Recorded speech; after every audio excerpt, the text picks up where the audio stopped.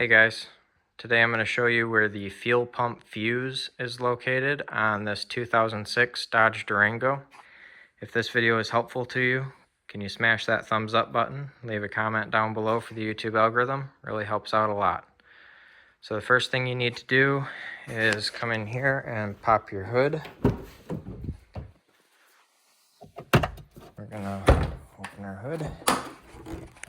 So we're going to open this fuse and relay box right here. And the fuse that we are looking for is this 20 amp fuse right here. This is your fuel pump fuse right here. It's 20 amp fuse, micro blade fuse. I will have some of those linked down in the description below. If you want to get some on Amazon, you can get them there. It helps me out a little bit. But hopefully this video helped you out a little bit. If it did, smash that thumbs up button. Leave a comment down below for the YouTube algorithm. Thank you for watching and have a good one.